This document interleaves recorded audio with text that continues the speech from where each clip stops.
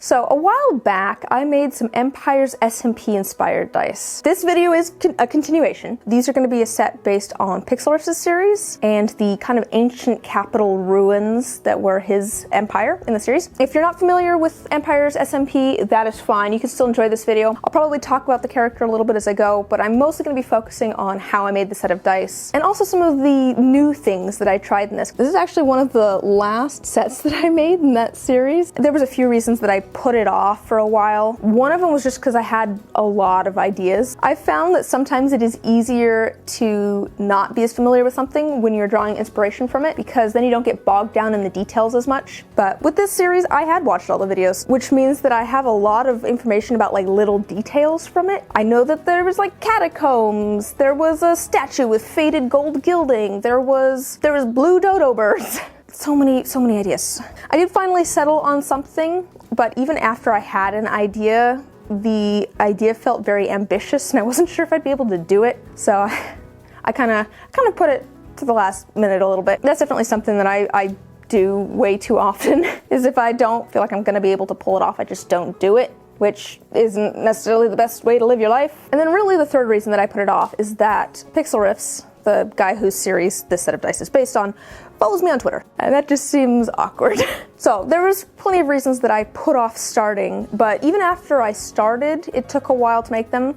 Like I said, it was kind of an ambitious project, and this set of dice had a lot of steps to it. And I'll be honest, I hadn't even finished the design 100% when I started working on it, but sometimes you just gotta start things and figure it out as you go. So let's get to it. The goal is to make a set of dice that looks like a set of crumbling ruins. So I started off with some blanks. They're like dice, they're a little bit smaller and they don't have any numbers on them. They're gonna go inside of the dice, and I'm going to turn those into the actual ruins so that we can carve into them and make them falling apart a little bit. I'm starting off by dusting the insides of the molds with some gold foil. I wanted it to look like these ruins had gold paint on them or foil on them at some point, and then the gilding has faded, it's been rubbed off. I also decided to add a little bit of blue, just for a little bit of color in there. You know, I didn't want them to just be neutral tones. I thought it was fun if there's a little bit of color. And this is also kind of the same blue as the character's mount, which is this bright blue dodo bird.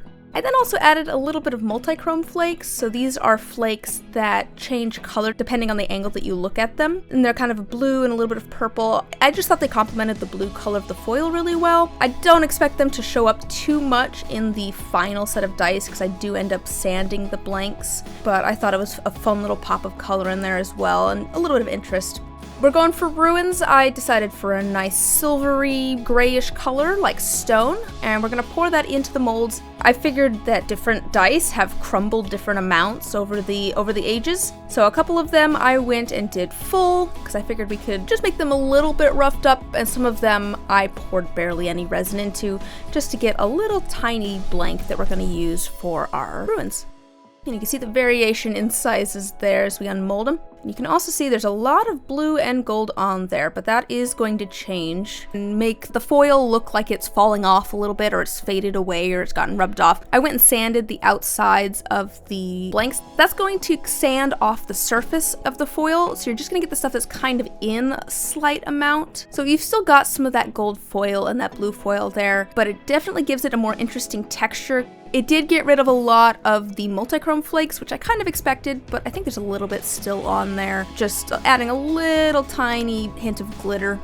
I did also sand down the faces that were up. I didn't want all the sharp edges that you kind of get with the blanks when you don't fill them up all the way. I wanted a flatter surface that was going to be easier for me to work with, and also I'm not going to poke myself on. So this is where we get to something that was a little bit new for me. I've never actually carved a set of blanks before. I do have like this little handheld Dremel and some are they like carving bits? I don't remember what these are called, but I do have them. And I decided to rough up the edges a little bit. I tried to make it rather organic looking. I did the top so that it looked very stone-like, and I tried to carve into the sides a little bit to give it some like cracks and some sections that are kind of worn a little bit more than others. And I went ahead and did this for all of the different dice. Even for the D6 and one of the D10s where I had poured the whole blank, I went and carved some lines in there to make it look like things were kind of falling off. The D10 was honestly really fun. I tried to make it look like there was just kind of a series of rocks that were starting to fall apart. Maybe the grout had worn away between them, so you just kind of see some of the individual stones that were used to build whatever this thing was. I tried a couple of different things. I tried like weird thing to try and rough up the edges a little bit. It didn't really work very well. I end up adding some more kind of roughness to it with some color later. I was kind of stupid. I probably should have been wearing gloves and probably my full respirator for this. I really don't want to be breathing this stuff in, so if I did this again, I would definitely be safer. Definitely want to be wearing your proper protection. You can see I'm dusting some of that resin dust off there with a paintbrush. The paintbrush was pretty effective at getting the dust out of there, but I did eventually took a toothbrush and some soapy water to them to get all of that dust out of there. Alright, here's my clean blanks. I am taking some antiquing gel, which is like a very thin sort of acrylic paint to them in black, and that's going to help highlight all of the divots in those blanks. You can see it makes a lot of those scratches stand out a lot more because the antiquing gel is going to stay in those divots while I wipe off the faces, a little bit like how I ink the dice later.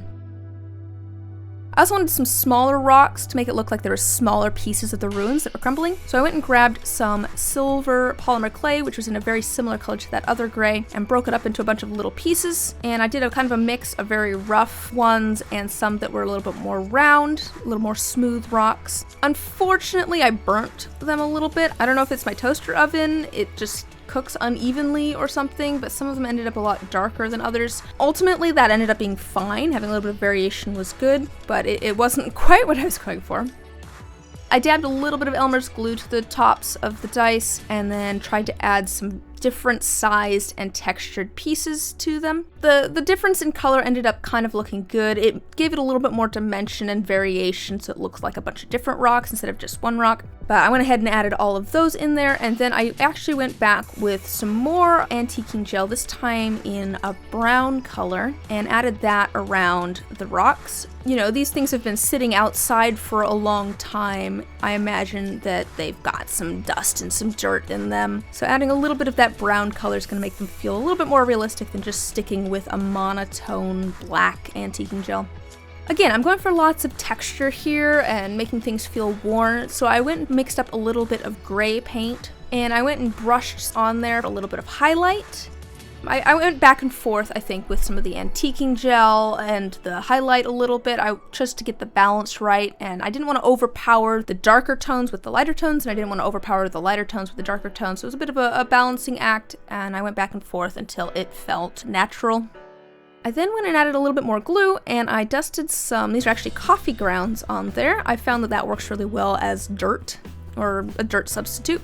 I figured that that would mix well with that little bit of brown that we added before to really give the sense that there's dirt on these things, that these are old, dirt has settled. And I went through and brushed off extra with that same paintbrush, and I added dirt until it looked like it was kind of in the crevices there, because that's kind of where the dirt's going to collect, right? It's kind of in the cracks and the crevices between the rocks. And then, of course, these ruins have been sitting here for a long time, so we've got to add a little bit of foliage. There's stuff growing around these rocks. There's plants growing in between them, plants growing up through these ruins. They've been sitting here for so long. So once again, I added a little bit of Elmer's glue, and I took some different kinds of moss that I had in varying colors. I had different colors green. I also had some fake little dark greens. This kind of plasticky material is for making miniatures and models. I can't remember what it's called. I think it's stuff that you use for like making trees and stuff if you're gonna do like train sets and things. But I wanted a bunch of different textures and colors in there to make it feel a little bit more natural.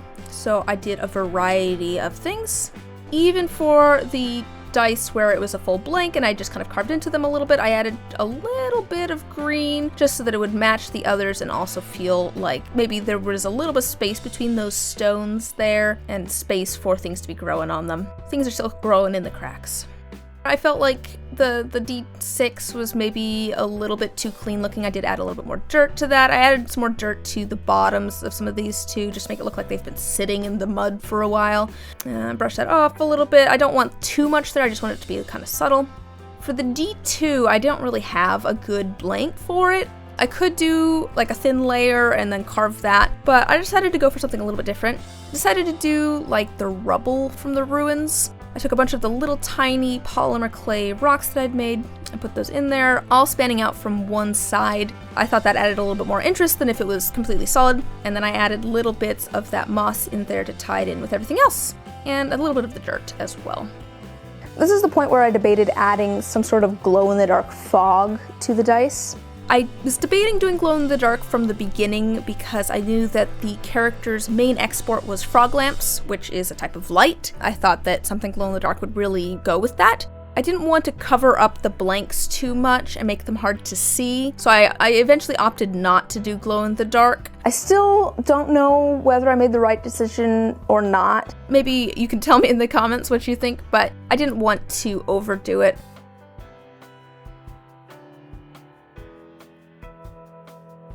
All right, let's unmold them. I then went and did the long process of sanding and polishing them, but I'm not gonna make you sit through all of that.